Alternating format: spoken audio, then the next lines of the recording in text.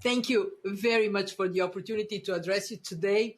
As EU Commissioner in the past, I benefited greatly from interactions with this conference, and I am honored to join you again. It is a critical time. Jean Monnet once said, "People only act in a state of necessity and usually only recognize necessity in a situation of crisis." We are in a crisis, and it is time for action. In 2020, 90% of the countries finished the year with smaller economies, in other words, poorer than at the start of it.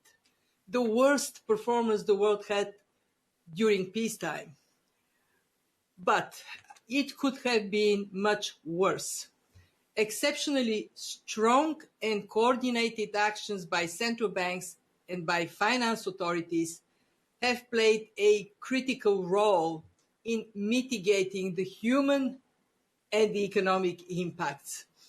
And here I want to pay tribute to Christine Lagarde and the ECB for reacting swiftly with extraordinary policy accommodation, and also to all the governments of the EU for putting in place massive fiscal support of over 3 trillion euros for firms and for households, including job retention schemes that helped over 54 million workers.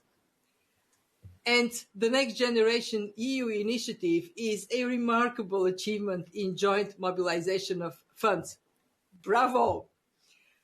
These actions, together with unprecedented scientific advances on vaccines and treatment, many of those homegrown in Europe, and progress in applying masks, social distancing, testing, contact tracing, have helped stabilize the economy and move the world and the EU towards recovery. So what do we see in 2021? We are projecting global growth of 5.5% and 4.2% in the EU this year. But let me be clear, the path to recovery is highly uncertain and, most importantly, uneven. Uncertain because of the ongoing race between a mutating virus and the vaccines. Uneven because of the difference in starting positions, economic structure, capacity to respond, causing inequalities to grow both across and within countries. And we heard the speakers before me quite concerned talking about that. And it is my deepest concern that the great lockdown of 2020 could morph into a great divergence in 2021. Divergence is most profound in the developing world, where half of the countries that used to catch up in income levels with their wealthier peers are now falling further behind for the first time in decades. But divergence is a risk for the EU as well. Let me look at some of the obvious examples. Traditional tourist destinations, they have experienced much sharper contractions, more than 9% last year in Spain, Greece, and Italy, compared to an average contraction of 6.4% across the EU. And we project that by the end of 2022, per capita income for the emerging markets of Central and Eastern Europe will be 3.8% below pre-crisis projections, compared to a shortfall of just 1.3% for the EU's advanced economies. This is a negative impact almost 3 times larger that will slow the pace of convergence Europe enjoyed for decades. We also see increasing divergence within countries in the form of worsening inequality. Always happens in pandemic, and it is happening again. Regions with low GDP per capita went into the crisis with low productivity, larger contact-intensive sectors, fewer jobs, that allow for remote working. So, of course, they have been hit all the harder. And as we heard before me, when jobs are gone, it is women and young people suffering the most. So the big question facing policymakers everywhere and in the European Union is, how can we ensure a strong recovery and tackle this threat of divergence at the same time? First, and the health crisis.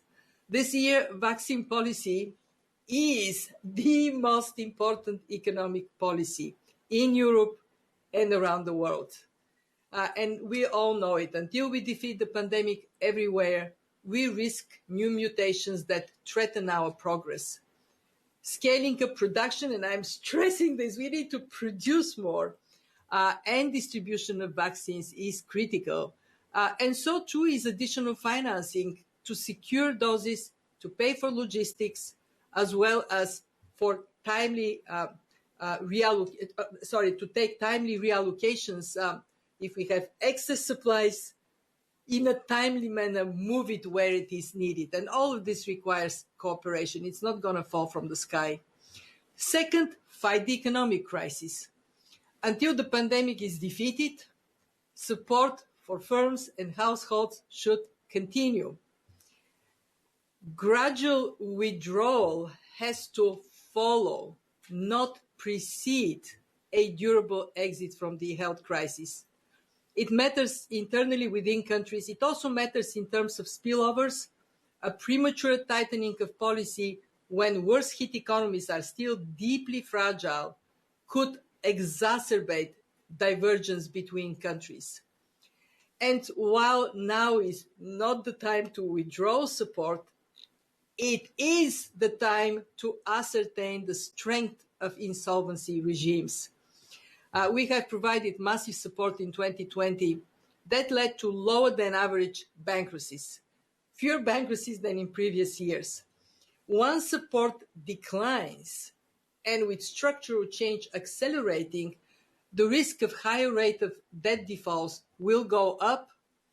And that is why insolvency arrangements, greater emphasis on equity support, is so necessary to help prevent debt overhangs and ratcheting bankruptcies. Third, and most important over the long run, harness response to the crisis to spur structural shifts to digitalization and greening, and power up again Europe's convergence engine. We have done some analysis. It shows that a coordinated green infrastructure investment push is really a must.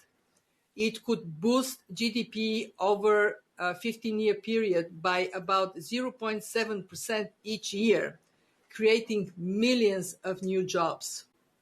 Carbon pricing can help repair fiscal balances, channel private investments into green sectors, deliver substantial emission reductions. Increased access to high-speed internet in rural and underserved areas would raise productivity. Education spending, investing in human capital, job training programs would build the skills needed for the economy of the future. And Europe can also step up reforms.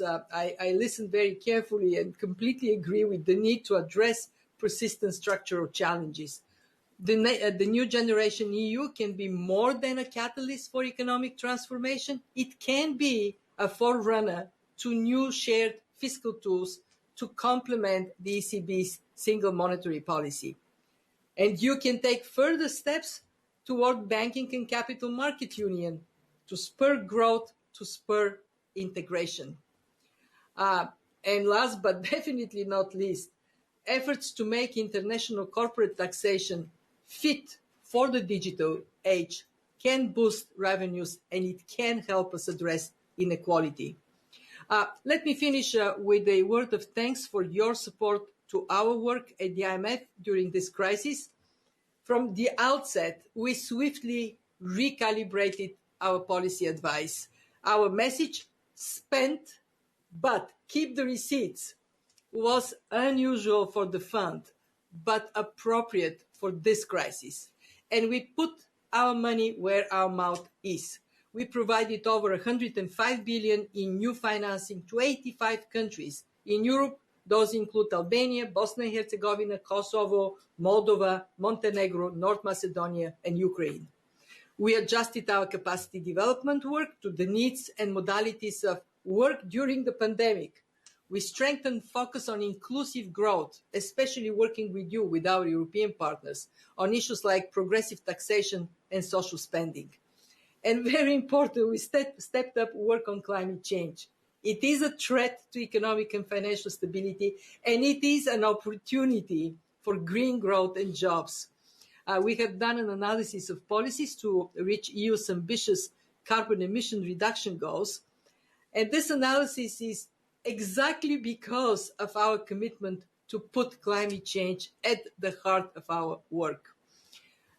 We are working closely with you to do more for low-income countries. They face painful choices between tackling the health crisis, meeting people's basic needs, fostering macroeconomic stability, boosting public investments.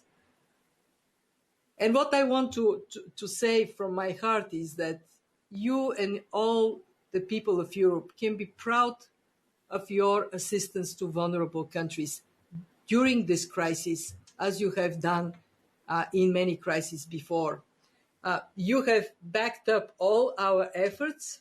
You have contributed to our debt relief, to our concessional lending capacity, and you're seeking ways to do more, including through a new SDR allocation to boost reserves without compounding debt burdens.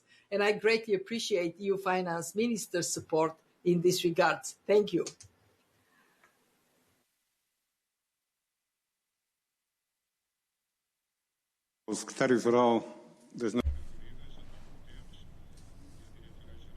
I'd like to thank the Secretary of the United Nations and the Managing Director of the International Monetary Fund, Kristalina Georgieva, for their contributions to the debate this afternoon. I will now give the floor straight to President David Sassoli. You have the floor. Grazie, caro Presidente.